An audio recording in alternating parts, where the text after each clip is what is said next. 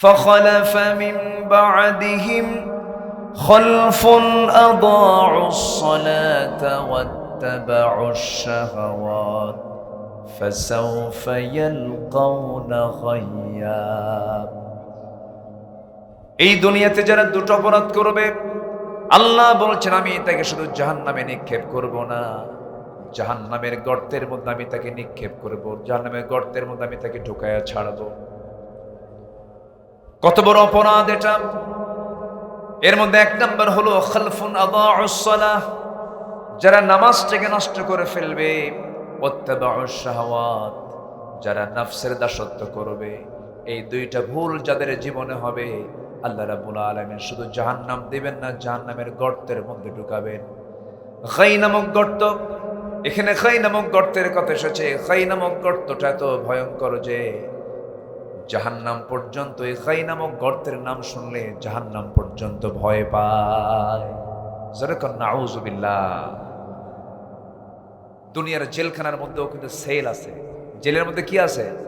Sell আছে। Sell সেই আসামি থাকে যাদেরকে দাগি আসামি মনে করা হয়। আল্লাহ বলছেন তুই নামাজ ছাড়বি, আমি তোকে দাগি আসামি করে শুধু জাহান্নাম নয় জাহান্নামের গর্তের মধ্যে ঢুকায়া ছাড়ব। যদি বলি নাউযুবিল্লাহ। আজান হচ্ছে, সবার পক্ষ থেকে একজন দুজন একটু জবাব দেওয়ার চেষ্টা করুন। এমন একটা টাইম এটা, এলাকায় আমি আরো আগে এসেছি,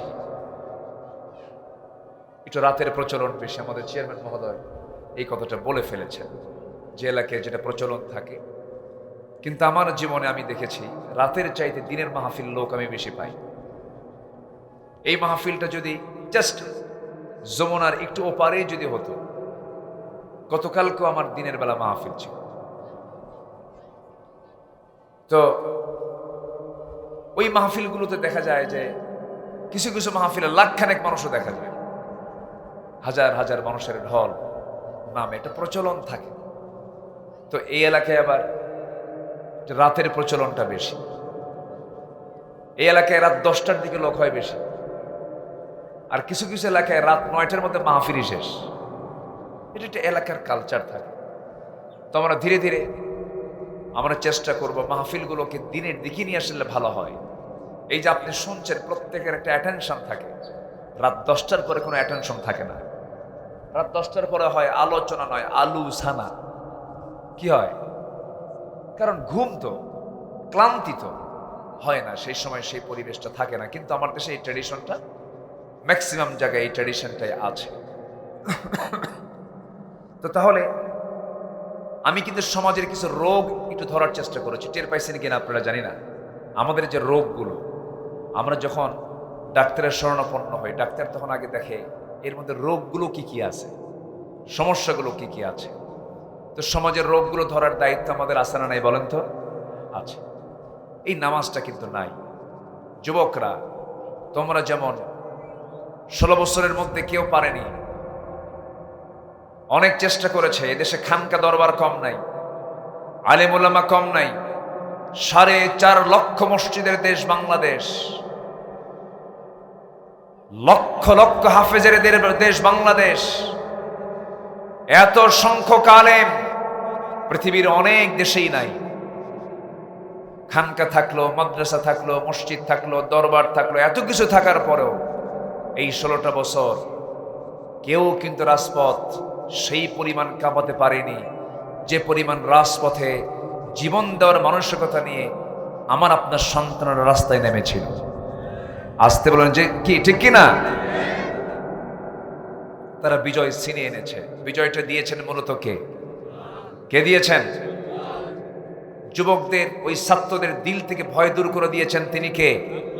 আল্লাহ তাআলা। দল মত নির্বিশেষে সব নেমে পড়ছে। আল্লাহ এই বিজয়টা দিয়েছেন। আল্লাহ রাব্বুল আলামিন বলেন ইল্লা তানফিরু ইউআযিবকুম আযাবান আলীমান ওয়া ইস্তাবদিল কওমান গায়রাকুম ওয়া লা তাদুররুহু শাইআ। তোমরা যদি পলায়ন করতে, তোমরা যদি পিছপা হতে, ভীত সন্ত্রস্ত যদি হয়ে যেতে, একটা বিকল্প জাতি তোমাদের উপরে চাপায়া দিতাম, তোমরা তাদের কিছুই করতে পারতে না, হেরে গেলে সব শেষ হয়ে যেত। এই যে বুকের মধ্যে সৎ সাহসটা ঢুকিয়ে দিয়েছেন, এই শক্তি এই সাহসটা দিয়েছেন তিনি আমার কে? আল্লাহ তাআলা। সেই যুব সমাজকে বলবো, প্রযুক্তির কল্যাণে এখন তো মানুষ বাড়িতে বসে বসেও আমাদের আলোচনাগুলো শোনে। আপনি শুনতেছেন শত শত হাজার হাজার, আর প্রযুক্তির মধ্য দিয়ে একটা আলোচনা কোটি কোটি মানুষের মাঝে পৌঁছে যাচ্ছে। শুধু এতটুকু বলতে চাই, আপনার গ্রামকে আপনি মনে করুন এটা আপনার জন্য একটা বিশাল বড় প্ল্যাটফর্ম, বিশাল বড় জায়গা। প্রত্যেকটা গ্রামের একটা নির্দিষ্ট মাতব্বর আছে না নাই? আসতে বলে, আসতে বলবেন না, আছে না নাই? ৬৪,০০০ গ্রাম বাংলার প্রত্যেকটা গ্রামে একটা করে মাতব্বর কিন্তু আছে। যুবকরা তোমরা বলবে, মাতব্বর চাচা আপনি যদি নামাজ পড়েন আলহামদুলিল্লাহ, আপনাকে আমরা সম্মান করব, মাতব্বরি করছেন ভালো কথা, কিন্তু আপনি ১ নম্বর অপরাধ আল্লাহর দৃষ্টিতে নামাজই পড়ছেন না। মাতব্বরির দরকার, মাতব্বরি আপনার দ্বারা হবে না। আসতে কন কেন? আসতে কন কেন? মাতব্বরি করতে হলে ন্যূনতম গুণ লাগবে, আপনাকে নামাজ পড়তে হবে। যুবকরা তোমরা যদি এগিয়ে যাও, সচেতন হও, তোমার গ্রামে কোন মহিলা কোন বাড়ি থেকে বেগানা হয়ে আপত্তিকর পোশাক পরে রাস্তায় বের হয় সমাজটাকে রোগাক্রান্ত করার জন্য, সমাজে রোগ ছড়িয়ে দেবার জন্য, বেহায়াপনা ছড়িয়ে দেবার জন্য কে বের হয়? যুবকরা সম্মিলিত হয়ে ওই বাড়ি থেকে নোট করবে যে আপনার মেয়েকে সাবধান করুন, আমাদের চোখটাকে হেফাজত করার পরিবেশ তৈরি করে দেন। কি কথা কি বোঝা যায়? এই সময় আমরা পেয়েছি। এখন আগে শিক্ষকরা পর্যন্ত শিক্ষা দিতে ভয় পেতেন। শিক্ষক ছাত্রকে মারলো কেন, শাসন করলো কেন? শিক্ষকের বিরুদ্ধে মামলা হয়। কি এই যে মুরব্বী চেয়ারম্যান মহোদয়, স্যারের মার খান নাই ছোটবেলায়?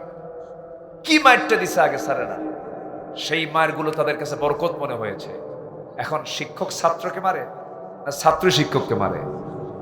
ছাত্র শিক্ষককে মারে কয় স্যার সোজা হন। আজকে আমরা কোথায় গিয়ে পৌঁছেছি? আমরা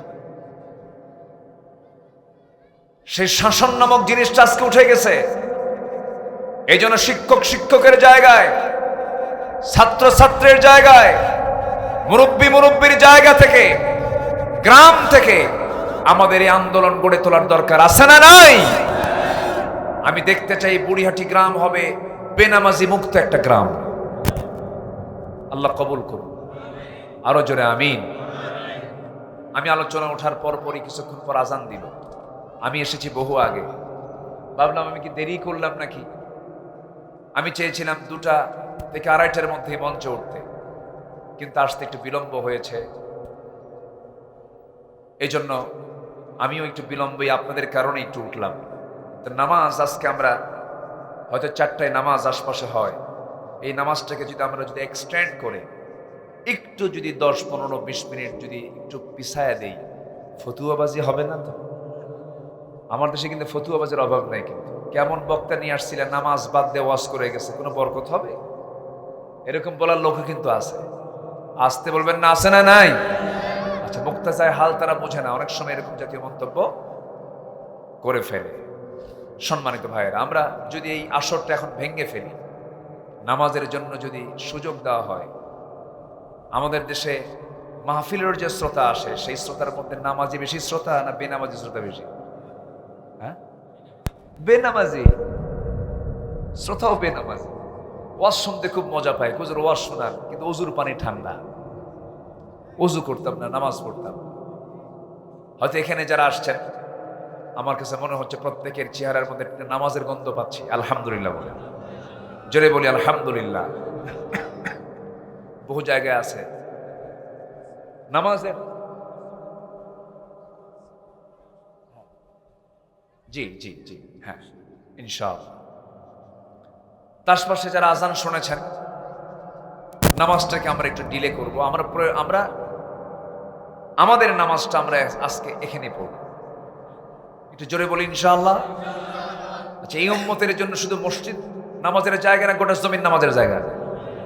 এটা কিন্তু অন্য উম্মতের জন্য ছিল না, এটা আমার নবী চেয়েছেন আল্লাহর কাছে, আমার রাসূলকে আল্লাহ তাআলা দান করেছেন। গোটা জমিনটা আমার আপনার জন্য মসজিদ। জোরে বলি সুবহানাল্লাহ। জমিনটা কি বলেন তো? মসজিদ, সেজদার জায়গা আমাদের জন্য স্পেশাল করেছেন। আল্লাহু আকবার বলেন। আমরা এখানে নামাজ পড়ব, বৃহৎ জামাত হবে। এত বড় জামাত কিন্তু আপনার মসজিদে হবে না। আমরা জামাতকে বড় করব। জামাতের নামাজ যত বড় হবে তত বরকতময় হয়। বলি আলহামদুলিল্লাহ। অনেকে, আমার ধারণা নামাজের পরে অনেক কিছু লোক আসবেন। আমার দেশে কিন্তু সবকিছু পরে আসে, ভালো কাজে পরে আসে। জুমার নামাজের আজান হয় 12:15, মুসল্লি হাজির হয় 1:29 এটা এই জাতির একটা স্বভাব। কিন্তু ভালো কাজে আমরা পিছে যাব না আগে যাব? ওয়াসারিউ ইলা মাগফিরাতিন মির রাব্বিকুম ওয়া জান্নাতিন আরদুহাস সামাওয়াতি ওয়াল আরদ। সম্মানিত ভাইয়েরা, একটু কান লাগান, একটু মনোযোগ দিয়ে আমার কথাগুলো শুনুন। তাহলে আল্লাহ তাআলা সবচেয়ে বেশি রাগ করেন কি ছাড়লে পরে? কি ছাড়লে পরে বলেন? সে নামাজ কি বাদ দেওয়া যাবে? সে নামাজকে ছেড়ে দেওয়া যাবে? জাহান্নামীদেরকে বলা হবে, মা সালাকাকুম ফি সাকার ক্বালু লাম নাকু মিনাল মুসাল্লিন ওয়া লাম নাকু নুতঈমুল মিসকিন ওয়া কুন্না নাখুযু মা'আল খায়িদিন ওয়া কুন্না নুকাযযিবু বিয়াউমিদ্দিন হাত্তা আতানাল ইয়াকিন। জোরে বলুন আল্লাহু আকবার। জাহান্নামীদেরকে বলা হবে, আজকে তোমরা সাকার নামক দোজখে কেন, জাহান্নামে কেন? তারা বলবে, 4টা কাজ আমরা করে আসি নাই। নাম্বার 1, আজান শুনেছি কিন্তু নামাজে যাই নাই, মিসকিনদেরকে খাবার দেয় নাই, সমালোচককারীদের সঙ্গে সমালোচনা করেছি, এবং অকুন্না নুকাযযিবু বিয়াউমিদ্দিন, বিচার দিবসকে অস্বীকার করে ফেলেছে। বিচার দিবস সবার সামনে আছে না নাই? আসতে বলবেন না, আছে না নাই? আমি মরে যাই, কিন্তু মরে যাই না, আবার তাজা হব।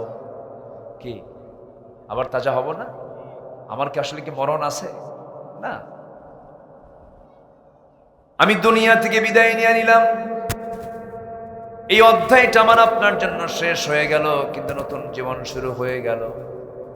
কিন্তু যারা নাস্তিক তারা বলে, কেমন করে মানুষ আবার জিন্দা হবে? হাড় হাড্ডি কেমন করে একত্রিত হবে? এই এলাকায় আলুর চাষ হয় কিনা জানি না। আলুর চাষ, যারা আলু চাষ করেন, সেই সময় যদি আলুটা লাগান, ওই শুকনো জমিনে যখন আলুটা লাগাতে যান, সেই সময় বড় আলু হলে পরে কেটে কেটে টুকরো টুকরো করে জমিতে লাগানো হয়। যদি ছোট হয়, একটা আলুই লাগানো হয়, সে আলুটা 2-3 মাস 4 মাস পর যখন পার হয়ে যায়, যে আলু লাগাইছে চাষি, সে আলু কি থাকে নাকি? কি হয়? পচে যায়, মাটি হয়ে যায়।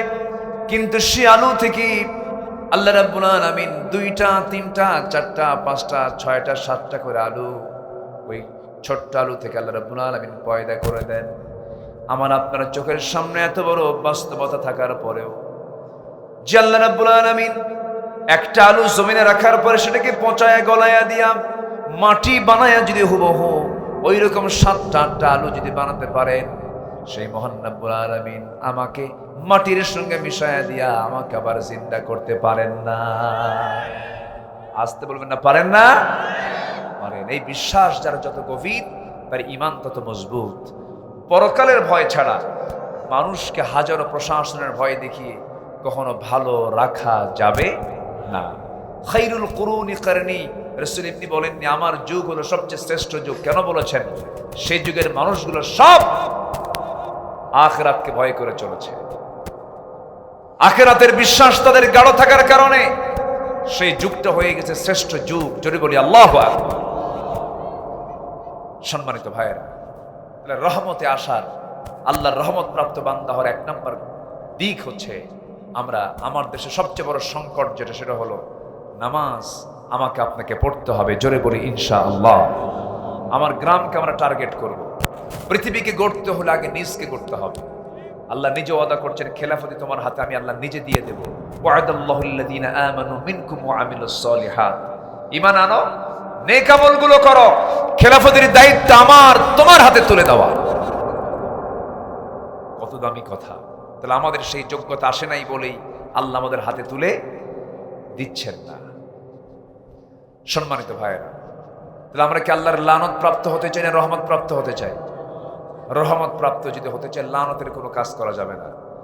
কোরআনের আলোকে 10টা শ্রেণীকে আল্লাহ তাআলা লানত দিয়েছেন। 10টা অপকর্ম যারা করবে আল্লাহ তাদেরকে লানত দিয়েছেন।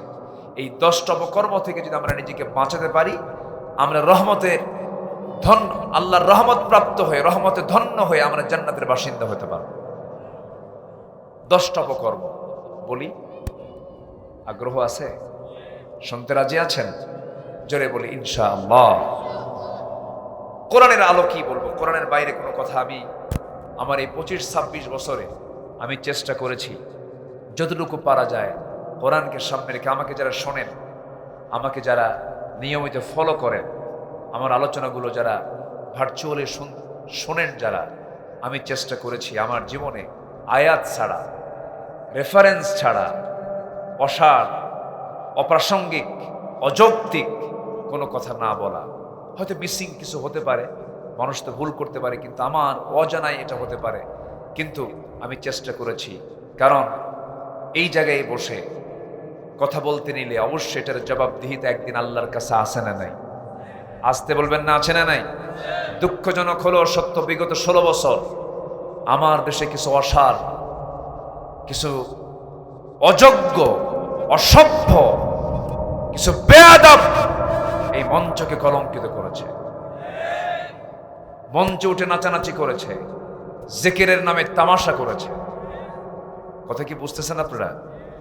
জিকিরের নামে কি করেছে? তামাশা করেছে। মঞ্চটাকে হাসির মঞ্চ বানিয়েছে। কোরআনের মঞ্চ কখনো হাসির মঞ্চ হতে পারে না। একজন আছে ওই ব্রাহ্মণবাড়িয়ার দিকে তার বাড়ি, মাথার পাগড়ির সুরত দেখে মনে হয় জিব্রাইল নামছে আসমান থেকে। একজন বিশ্বনন্দিত আলেমে দ্বীন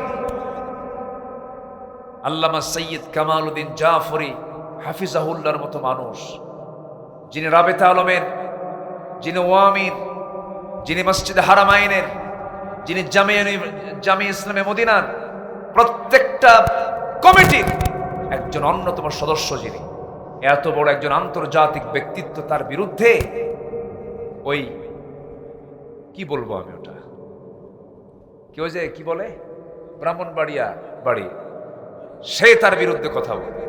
তার ভক্তকে আল্লামা শামীম ওসমান হাফিজাহুল্লাহ ওরফে তাহাজ্জুদ গুজার, কথা বোঝেন নাই? বলে হুজুর আপনার জিকির যখন আমি শুনি আমি ফানাফিল্লা হয়ে যাই। আমি আপনার জিকিরের খুব ভক্ত, ওয়াজের ভক্ত না, জিকিরের ভক্ত। এমন জিকির মানে জিকিরের ঠেলায় পায়জামা থাকে না। এখন সময় এসেছে এগুলোকে কন্ট্রোল করা। মঞ্চে যাকে উঠতে দিবেন আগে দেখতে হবে যে সে তার আলোচনার মধ্যে কয়টা আয়াত বলে আর কয়টা হাদিস বলে, ঠিক কিনা? 2 ঘন্টার বক্তৃতা একটা আয়াত বলেন, একটা হাদিস বলে না, আছে না? আছে কিনা বলেন? আছে। আমরা এগুলোকে গুরুত্ব দেব না, কারণ সবচাইতে বড় শ্রেষ্ঠ কথা কিসের কথা বলেন? কিসের কথা?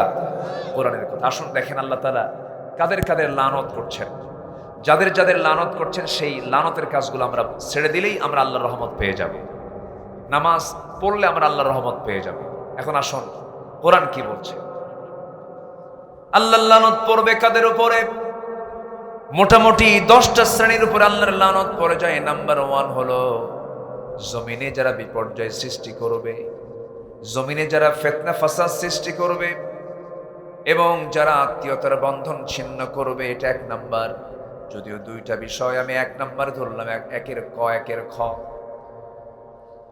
জমিনে যারা বিপর্যয় সৃষ্টি করবে, আত্মীয়তার বন্ধন যারা ছিন্ন করবে, মহান রব্বুল আলামিন সূরা মুহাম্মাদের 22 এবং 23 নম্বর আয়াতে বলছেন, ফাহাল আসাইতুম ইন তাওয়াল্লাইতুম আন তুফসিদু ফিল আরদি ওয়া তুকাত্তিউ আরহামাকুম উলাইকাল্লাযীনা লা'আনাহুমুল্লাহ ফাআসাম্মাহুম ওয়া আ'মা আবসারহুম। জোরে বলুন আল্লাহু আকবার। এই দুনিয়ার জীবনে যারা জমিনে যারা ফাসাদ সৃষ্টি করবে, নিরীহ নিরপরাধ মানুষের নামে মিথ্যা মামলা দেবে, নিরপরাধ মানুষকে অত্যাচার করবে, জুলুম করবে, এমন আচরণ বুঝি আমার দেশে ছিল না। আসতে বলে 5ই অগাস্ট কেবল পরিবর্তন হলো, এর আগে কি হয় নাই বলেন? আমার নামে মামলা হয়েছে, বাংলাদেশের ম্যাক্সিমাম আলেমদের নামে মামলা হয়েছে, গোটা দেশকে বানিয়েছিল তারা একটা জেলখানা, আর সেই জেলখানার কয়েদি ছিল এই দেশের জনতা। আমি মনে হয় বলতে ভুল করিনি। সম্মানিত ভাইয়েরা, 2018 সালে আমাকে ধরে নিয়ে চলে গেল, জেলখানায় ঢুকায় দিল। আমি কারণ জানি না, ভিতরে ঢুকলাম, সামনেই দেখি 85 বছরের এক বৃদ্ধ মানুষ আমাকে দেখে লম্বা একখান সালাম দিয়ে বলতেছে, হুজুর আপনি জেলখানায় ঢুকলেন, খুব খুশি হয়েছি। বললাম, জেলে ঢুকলাম, খুশি হলেন আপনি কেন? বলতেছে, হুজুর ওয়াজ শুনে অনেক দূর থেকে, শুধু দেখি, মুসাফা হয় না, একটু পাশে বসে একটু কথা বলবো সেই সুযোগও পাই না, আর এই সুযোগ এখন পাইছি, আমি কি বেজার হব নাকি? বুঝলেন? ঢুকলাম, চাচাকে বললাম, আপনার বয়স কত? 85 বছর। মামলা কি? বলে যে বিস্ফোরক মামলা। মানে এই 85 বছরের বৃদ্ধ মানুষের হাতে বোমা ছিল আর ককটেল ছিল। মানে 85 বছরের বয়সে তো হাতের ফিটনেস থাকে, তাই না? ককটেল মারার মতো, বোমা মারার মতো। এই আচরণগুলো হয়েছে বিগত 16 বছর। ক্ষমতায় পাকাপোক্ত করার জন্য তারা অনেক চেষ্টাই করেছে। ফেরাউন পৃথিবীতে বেঁচে ছিল হলো 1600 বছর। এরা ছিল কত বছর? সংখ্যায় যে মিলল কেমনে বুঝলাম না আমি। সম্মানিত ভাইয়েরা, আয়না ঘর আমি নিজের চোখে দেখে এসেছি। দুজন ছিলেন সেই আয়না ঘরে। ব্রিগেডিয়ার জেনারেল, বর্তমান সেনাবাহিনী প্রধানের তিনি শিক্ষক, আব্দুল্লাহ আমান আজমি। আমি তার সঙ্গে সরাসরি কথা বলেছি, কয়েক ঘন্টা বসে গল্প করেছি। ব্যারিস্টার আরমান, একজন উচ্চ লেভেলের একজন আইনজীবী, যোগ্য পিতার যোগ্য সন্তান। ব্যারিস্টার আরমান বলতেছে, আমার বাপকে 8 বছর আগে শহীদ করা হয়েছে। আমি যেদিন আয়না ঘর থেকে বের হই সেদিন আমি জানতে পেরেছি আমার বাপ মারা গেছে।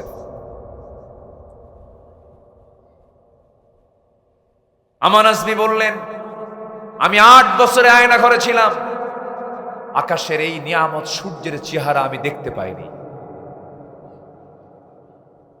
পানি পান করতে পারিনি, ভালো পানি পান, ড্রেনের পানি তুলে তুলে পান করেছি। 3 দিনের পচা বাসি খাবারগুলো মনে হতো আমার কাছে অনেক লোভনীয় খাবার। এমন করে তাদের 8টা বছর কেটেছে। এগুলো কি জাতি 5 অগাস্টের আগে জানতে পেরেছিল? আসতে বলেন, জানতে পেরেছিল? বলেন, আমি যে বললাম 1600 বছরের ফেরাউন ছিল আর 16 বছর ছিল। ক্ষমতায় পাকাপোক্ত করার জন্য ফেরাউন এগুলো করেছিল। পেটের সন্তান পেট থেকে চিরে বের করে দেখতে একটা ছেলে নামে, ইউযাব্বিহুনা আবনাআকুম ওয়া ইস্তাহয়ুনা নিসাআকুম। ছেলের সন্তানগুলোকে হত্যা করে মেয়ের সন্তানগুলোকে জীবিত রাখতো। কেন? শুধুমাত্র ক্ষমতাকে পাকাপোক্ত করার জন্য। যারা এই পৃথিবীতে ক্ষমতাকে পাকাপোক্ত করার জন্য হত্যার রাজনীতি করেছে, তারা সবগুলো ফেরাউনদের প্রেতাত্মা।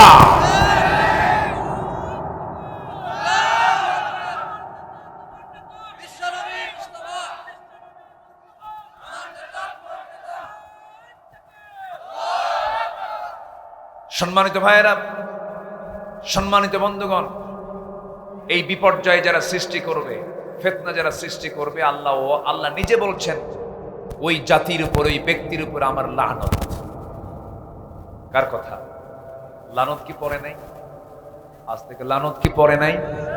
হাজার হাজার কোটি টাকার মালিক বেক্সিমকো, হলমার্ক, শেয়ার বাজার, গোটা দুনিয়া ব্যাংক লুটপাট সবকিছু কইরা শেষে তরকারি আলা সাজা। কি ওলা সাজছে? দাড়ি কাইটা মাথার চুল কালো বানায়া গেঞ্জি একখান পরে লুঙ্গি একখান পইরা নৌকায় চড়ছে। সাথে একজন ছিল আইনমন্ত্রী, দুজন মিলে চলে যাচ্ছিল পালানোর জন্য, পারে নাই, কোস্টগার্ড ধরে ফেলছে। আইনমন্ত্রীকে ধরেই চিনছে, চলেন স্যার। আইনমন্ত্রী বলে আমি একা যাবো কেন? আমি কি একা আসছি? আমি তো জামাতের সাথে আসছি। কে আপনার সাথে কে আসছে? কই যে দেখো, চিনি না তো। চিনবা কেমনে? তোমাদের চোখ আছে নাকি? দেখো ওটাই দরবেশ। কি কথা কি বুঝতেছেন আপনারা? কথা বুঝতেছেন? এটা কি রহমত না লানত? রহমত না লানত? আমাদেরকে গালি দিত আমরা ধর্মের ব্যবসা করি, ধর্মের নামে রাজনীতি করি, ধর্মের দোহাই দিয়ে চলি। চিন্তা করুন, যারা নিজের সুবিধায় দাড়ি কাটে আবার দাড়ি রাখে, মাথায় পট্টি বাঁধে আবার ওই মাথায় তিলক লাগায়, তারাই ধর্মের ব্যবসায়ী। রাগ করতেছেন? কতগুলো কি বলার দরকার আছে? আমি শুধু এখন বলি না, আমি 25 বছর ধরেই বলছি। আমি কোনোদিন থামি নাই। মসজিদের খুতবা রেগুলার হয়নি আমার। এক খুতবা দিছি, পরের খুতবা বলছে হুজুর আপনার আসার দরকার নাই। কেন? ঠিক আছে আমি আসবো না। মসজিদ কমিটি পাল্টাতে হবে। কোন মদখোর, শরাবখোর, জেনাকার, সুদখোর মসজিদ কমিটির মেম্বার হতে পারবে না, পারবে না, পারবে না। কথা ক্লিয়ার? ঢেলে সাজান, ঢেলে সাজাতে হবে। আপনি জেগে উঠুন, আপনি একটা বাংলাদেশ। নিজেকে গর্জে তুলুন, কথা বলুন। আপনি চেঞ্জ হবেন, সমাজ চেঞ্জ হয়ে যাবে। ইন্নাল্লাহা লা ইউগাইয়িরু মা বিকওমিন হাত্তা ইউগাইয়িরু মা বিআনফুসিহিম। সম্মানিত ভাইয়েরা, তাহলে আল্লাহর লানত পড়ে কয় শ্রেণীর উপরে বলেন তো? 10 শ্রেণীর উপরে। কয়টা বললাম? বলেন কয়টা বলেছি? একটা। যারা ফিতনা ফাসাদ যারা সৃষ্টি করবে। আমাদের নামে তালিকা করেছে 16 বছর। গত বছর, আগের বছর এই বিচারপতি মানিক 116 জন আলেমের তালিকা করেছে, এর মধ্যে আমার নামটা ঢুকাই দিয়েছে। 116 জন আলেমের তালিকা করলো। আজকে 2 বছর পরে কি হলো? এই বিচারপতি মানিক, ওর মুখে হাসিও নাই। মানুষ না কাউয়া, আল্লাহ জানে। যাদের মুখে হাসি নাই ওদের বউরা যে কেমনে থাকে, ওরা মনে মনে দোয়া করে এই মরবে কোন দিন।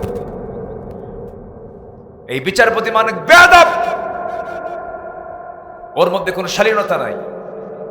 সে নিজে বলেছে আমি সাইদিকে ফাঁসির রায় দিয়েছি, নিজে বলেছে। শেষ পর্যন্ত টিকতে পারলো না। কি লানত! সিলেটে গিয়ে কলাপাতের উপরে শুয়ে আছে। সিলেটবাসী তাকে মোহাব্বত করছে, বিসি একটা আউট করে দিছে। যা, রহমত না লানত? বলেন রহমত না লানত? ফিতনা ফাসাদ সৃষ্টি করা যাবে না। ধরে ধরে ধরে না, ধরলে আল্লাহ ছাড়ে না। ফেরাউনকে আল্লাহ পাক ধরেছেন কয়দিন? বলেন কয়দিন? কয়দিন? তার অক্সিজেন কি বন্ধ হয়েছিল? সারা জীবন বন্ধ হয়নি। খাবার কি বন্ধ হয়েছিল? না, সব দিয়েছেন। ফেরাউন তুই চালা। সীমা লঙ্ঘন করার সঙ্গে সঙ্গে ধরে ফেলল। ধরেন নাই? ধরেছেন, চুবায়া মারছেন, একদম দরিয়ার মধ্যে চুবায়া মারছেন। যারা এই সীমা লঙ্ঘন করেছে, যারা এই বিপর্যয় সৃষ্টি করেছে, তাদেরকে ধরে ফেলেছেন।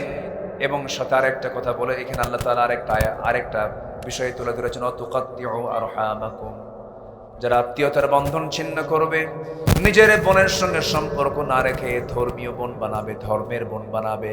ধর্মের বোন আবার বউ হয়। কি এগুলো আছে নাকি? আছে না? আছে না এগুলো? ধর্মের বোন কিসের? ভুয়া কথা।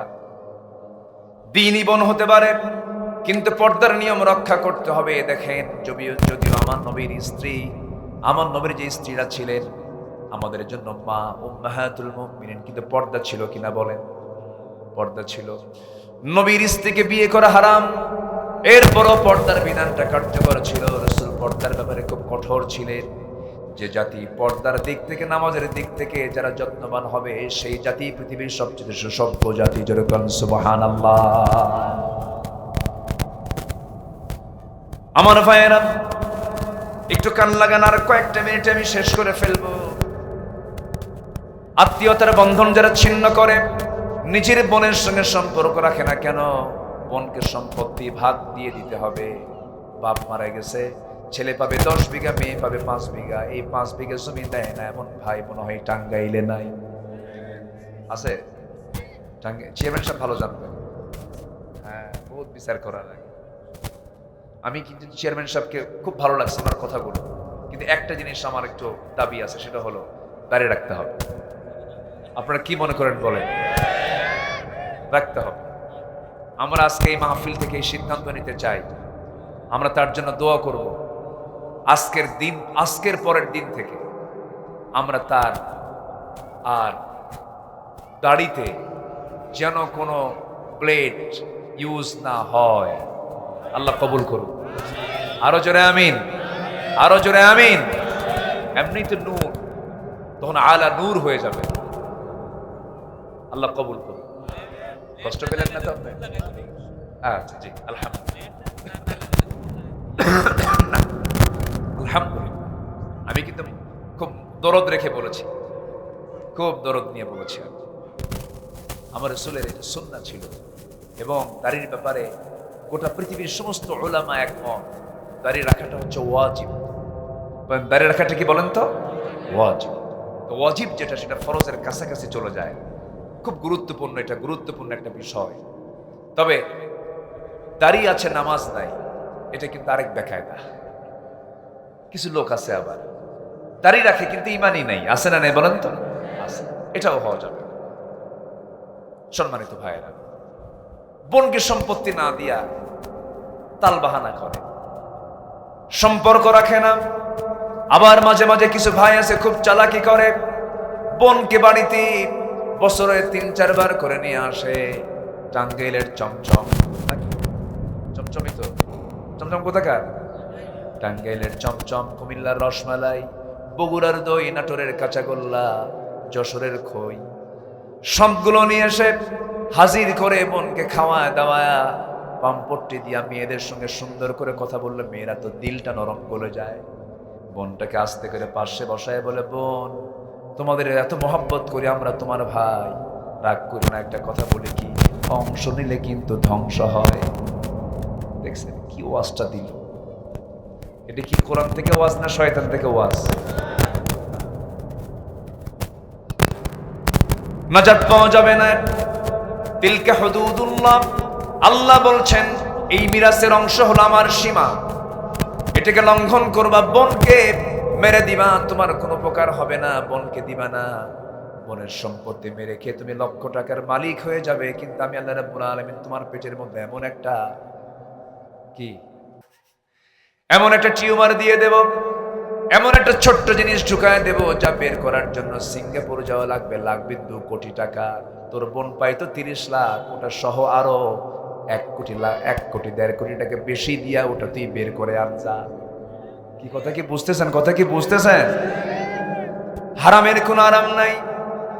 আমি মনে হয় এগুলো বলে মনে খুব ভুল করলাম আপনাদের। হুজুর, এগুলো বইলা তো আপনি আমাদের বোনের অংশ বের করে দিলেন। রাগ করতেছেন না তো? আপনি না করলে তো আমি শুনবো না, আমাকে বলতে হবে। নাম্বার 2 হলো সীমা লঙ্ঘন যারা করবে। এই পৃথিবীতে একটা জাতির সবচেয়ে বড় সীমা লঙ্ঘনকারী জাতি, সেটা হলো ইহুদির বাচ্চারা। আজও পৃথিবীতে আছে না নাই? বৈধ জায়গায়, অবৈধ জায়গায়, বলেন বলেন, বৈধ না অবৈধ? ওরা কি মালিক না বাড়ি ভাড়াটিয়া? ভাড়াটিয়া এখন কি সাজে? কি সাজে? মালিক সাজে। এটাই হলো লানত। এটা কি লানত? অথচ বাটা ওদের, কিটক্যাট ওদের, তারপরে পেপসি, কোকা কোলা, পৃথিবীর বড় বড় ব্র্যান্ড, সমস্ত কোম্পানি, সমস্ত বিজনেস ওদের। বাড়ি নেই। কি নাই? বাড়ি নেই। যাযাবর। এটাই হচ্ছে লানত। আল্লাহ ওদেরকে বানর পর্যন্ত বানায় দিচ্ছে। ওয়ালাকাদ আলিমতুমুল্লাযীনা আতাদাউ মিনকুম ফিস সাবতি ফাকুলনা লাহু কুনু কিরাদাতান খাসিইন। এরা এত লাঞ্ছিত জাতি কেন? সীমা লঙ্ঘন করেছে তারা, আইনকে ভঙ্গ করেছে তারা। সীমা যারাই অতিক্রম করবে আল্লাহ তাআলা তাদেরকে লানত করবে। আল্লাহ রাব্বুল আলামিন বলেন, লুইনাল্লাযীনা কাফারু মিন বনি ইসরাঈল আলা লিসানি দাউদ ওয়া ঈসা ইবনে মারইয়াম যালিকা বিমা আসাউ ওয়া কানু ইয়াতাদুন। জোরে বলুন আল্লাহু আকবার। ইহুদির বাচ্চারা নবীকে পর্যন্ত হত্যা করেছে, নবী পর্যন্ত তারা ছাড়ে নাই, নবীকে জবো করে ফেলেছে। ইয়াহইয়া আলাইহিস সালাতু ওয়াস সালামকে জবো করে নবীর মাথা রানীর সামনে উপহার দিয়েছে। জাকারিয়া আলাইহিস সালাতু ওয়াস সালামকে করাত দিয়ে চিরে দুই টুকরা করে দুনিয়া থেকে বিদায় করে দিয়েছে। আল্লাহ তাদের প্রতি লানতের কথা বলেছেন। নাম্বার 3 হলো আল্লাহর আয়াতকে যারা, আল্লাহর কালামকে যারা গোপন রাখবে। গোপন রাখার মতো কিছু লোক আছে না? নাই। ইসলামী মূল্যবোধের সরকার কিন্তু কোরআন আইন মানে না। হ্যাঁ, আছে না এরকম? আছে না? আমরা ইসলামী মূল্যবোধের সরকার। আগামী নির্বাচনে জিততে পারলে আমরা মদিনার সনদে দেশ চালাবো। মানে কত বড় ধান্দাবাজ, প্রতারক আর ভণ্ড হলে এই সমস্ত কথাগুলো বের হয়। ইসলামী মূল্যবোধ মানে কি? কি থাকবে সেই জায়গায়? কি থাকবে? 53 বছরে দেশের স্বাধীনতা, 25 বছর আওয়ামী লীগ চালাইছে, 16 বছর বিএনপি চালাইছে, 9 বছর জাতীয় পার্টি চালাইছে, মাঝখান দিয়া মঈনুদ্দিন ফখরুদ্দিন ইউনূস চালাচ্ছে, চলছে। 53 বছর গেল চলে। আজ পর্যন্ত যারা চালাইছে তারা কি অধিকাংশ অমুসলিম না মুসলিম? কোরআন দিয়ে চলছে? কোরআন দিয়ে চলছে? সব দেখা শেষ। আগামীর দেশ আমরা দেখতে চাই কোরআনের দেশ। রাজি আছেন কারা কারা? হাত উঁচু করে দেখা।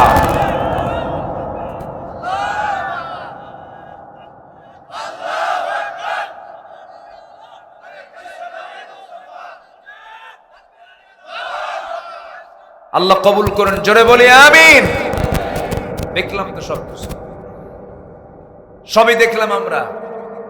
জরিপ এসেছে, এই 53 বছরে যে পরিমাণ বৈদেশিক সাহায্য আমার দেশে এসেছে এর 75% চলে গেছে সব নেতার পকেটে। দেশের কিছু হয়নি। কেন? কোরআন দিয়ে সমাজ চলেনি, কোরআন দিয়ে দেশ চলেনি। আমরা কোরআন দিয়ে সবকিছু দেখতে চাই। নামাজ যদি কোরআন দিয়ে না পড়ে, নামাজ পড়বেন আপনি? ইমামকে রাখবেন? যদি সূরা ফাতিহা আগে না পড়ে পরে পড়ে, তাহলে কি নামাজ পড়বেন? নামাজ যদি কোরআন দিয়ে না পড়ে, আপনি যদি নামাজ না পড়েন, কোরআন দিয়ে নামাজ না পড়লে আপনি নামাজ পড়বেন না। কোরআন দিয়ে যারা সমাজ না করবে তাদের নেতৃত্ব আমরা মানব না। সোজা কথা। ঈমান, ঈমান, ঈমানকে নিয়ে গোপনীয়তা করা যাবে না। আল্লাহ বলছেন, ইন্নাল্লাযীনা ইয়াকতুমুনা মা আনজালনা মিনাল বায়্যিনাতি ওয়াল হুদা মিন বা'দি মা বায়্যানাহু লিন-নাসি ফিল কিতাব উলাইকা ইয়ালআনুহুমুল্লাহ। যারা আমার আয়াতকে যারা গোপন করবে, ধান্দাবাজি করবে, তাদের উপর আমার লানত। আল্লাহু আকবার বলেন। রাগ করতেছেন? খুব ধমক মেরে কথা বলছি, কিন্তু কথা তো ধমকের কথা। কথা কিসের কথা? ধমকের কথা। নাম্বার 4, বিনা কারণে মুমিনদেরকে যারা হত্যা করবে। নাম্বার 5 হলো মুনাফিকি যারা করবে তাদের উপরে লানত। আয়াতগুলো বলবো, কখন সময় নাই। নাম্বার 6 হলো কুফরি কাফের অবস্থায় মৃত্যুবরণ করলে তাদের উপরে লানত। নাম্বার 7 হলো আল্লাহ এবং রাসূলের সঙ্গে শত্রুতা করলে তাদের উপর আল্লাহর লানত। যারা কষ্ট দেবে, রাসূলকে বাজে কথা বলেছে এমন কুলাঙ্গার বাংলার জমিনে আছে না? নাই? আছে না? আছে না? এখন এদের তালিকা আমাদের করতে হবে। ওরা তালিকা করছে, এখন উল্টা তালিকা আমরা করব। সময় এসেছে তালিকা করতে হবে, কারণ আল্লাহকে যারা অস্বীকার করে তাদের এই জমিনেই থাকার দরকার নেই। দরকার আছে? নাই। জমিন আল্লাহর, তুই আল্লাহরে মানিস না, তোর থাকার কি দরকার? নাম্বার 8 হলো অঙ্গীকার যারা ভঙ্গ করবে তাদের লানত। নাম্বার 9 হলো আল্লাহর সম্পর্কে যারা মিথ্যা রচনা করবে তাদের উপরে আল্লাহর লানত। নাম্বার 10 হলো মুমিনা নারীদের উপরে যারা মিথ্যা ওয়াজ চাপায় দেয়। আল্লাহ তাআলা স্পেশালি মেয়েদেরকে কত দাম দিয়েছেন দেখেন। অল মুহসানাত, যারা সতী শান্তি নারী তাদের উপরে যারা মিথ্যা অপবাদ দেবে, আল্লাহ বলছেন আমি আল্লাহ তাদের উপরে লানত দিয়ে দেব। নারীকে আল্লাহ তাআলা কত সম্মান দিয়েছেন, তাদের সতীত্বের কত গুরুত্ব দিয়েছেন আল্লাহ তাআলা। অথচ তারা বলে ইসলাম নারীকে কি দিয়েছে? ইসলাম নারীকে যা দিয়েছে পৃথিবীর কেউ তাকে এত দেয়নি। আল্লাহু আকবার বলে। পৃথিবী নারীকে পণ্য বানিয়েছে, আর ইসলাম নারীকে মা বানিয়েছে। ইসলাম নারীকে মেয়ে বানিয়েছে, ইসলাম নারীকে বোন বানিয়েছে, ইসলাম নারীকে আদর্শ স্ত্রীর মর্যাদা দিয়েছে। আল্লাহু আকবার বলেন। আর পৃথিবীর নারীকে কি বানাইছে? পণ্য, পণ্য বানাইছে, পণ্য।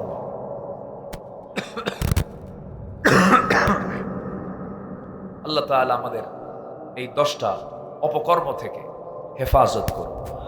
জোরে বলি আল্লাহুম্মা আমিন। অনেক আগে শেষ করার কথা ছিল, 4:30 বেজে গেছে। আমি আর সময়টাকে বাড়াবো না। এখানে মুখে আজান হবে, মুখে আজানের পর আমরা নামাজে দাঁড়িয়ে যাব। উযু যার নাই, এই আমি তো যেতে বলিনি, বসেন, দোয়া হবে তো, একটা দোয়া করবেন না? না দোয়া নাই নাকি এলাকায়? আচ্ছা, দোয়াটা তো করতে হবে। আমরা দোয়া করব। কিছু কিছু এলাকায় আবার, সেদিন গেছিলাম রাজশাহীতে, দোয়া নাই। বললো হুজুর এলাকায় কোনো দোয়াটাও চলে না। মানে ফতুয়া দিতে দিতে দোয়া শুদ্ধ আউট করে দিচ্ছে। রাজশাহী থেকে একটা ফতুয়া আসলো বছর 3 আগে, বলল যে কিয়ামত পর্যন্ত হরতাল হারাম। হরতাল হারাম করে দিল। তাহলে 5 আগস্ট পর্যন্ত যে আন্দোলন হলো, আন্দোলনের পরে আবার ওরাই বলে আমরা বিশাল জুলুম থেকে রেহাই পাইছে। মুনাফিকের বাচ্চা এরা, ঠিক কিনা? চিন্তা করেন, ওই ফতুয়াবাজি যারা করলো, যারা বললো কিয়ামত পর্যন্ত হরতাল হারাম, হরতাল চলবে না, আন্দোলনে যখন বিজয়ী হয়ে গেছে তখন ওদের মোড়ক চেঞ্জ হয়ে গেছে। এরকম মুনাফিক আছে না নাই? বলেন তো, আছে না নাই? আপনি আন্দোলন না করলে, আপনি যদি বিপ্লবী না হন, আন্দোলন যদি না করেন, জালিমকে হটানো সম্ভব?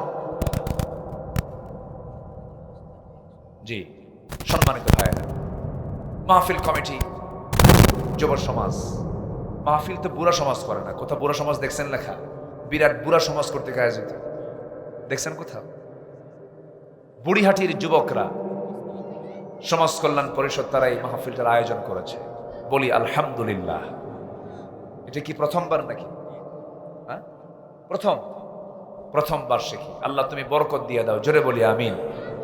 মাহফিল কমিটি তারা এই আয়োজন যে করেছে, আপনারা খুশি না বেজার? প্রথমবারে যদি এত সুন্দর হয়, আগামীতে আরো সুন্দর হবে। জোরে বলি ইনশাআল্লাহ। আমি খুবই খুশি হয়েছি, আমি আনন্দিত হয়েছি। সম্মানজনক লোক মাহফিলে এসেছেন, বলি আলহামদুলিল্লাহ। হয়তো আসর পর হলে আরো লোক হতেন, কিন্তু আসর পরে মাহফিলের পরিবেশ আমরা পেতাম না। হয়তো 15, 20, 25, 30 মিনিট সময় পেতাম। এই জন্য আমরা সবাই মিলে সিদ্ধান্ত নিয়ে আমরা এই সময় উঠেছি যে যতটুকু হয়েছে আমরা বলে ফেলি আলহামদুলিল্লাহ। আমার ডানে বামে অতিথিবৃন্দ আছেন, সামনে কিছু ভাইয়েরা আছেন। সবার কাছে একটা আবদার থাকবে, এই মাহফিলটার মানে পাশে একটু দাঁড়াবেন, কমিটির পাশে একটু দাঁড়াবেন। এদেশের মসজিদ মাদ্রাসা মাহফিলগুলো জনগণের টাকাই চলে। দোয়া করেন এমন একটা পরিবেশ বাংলাদেশে তৈরি হোক, ওয়াজ মাহফিল চলবে সরকারের টাকায়, মসজিদ মাদ্রাসা তৈরি হবে সরকারের টাকায়। এমন একটা পরিবেশ যেন আসে, তখন আর চাইতে হবে না।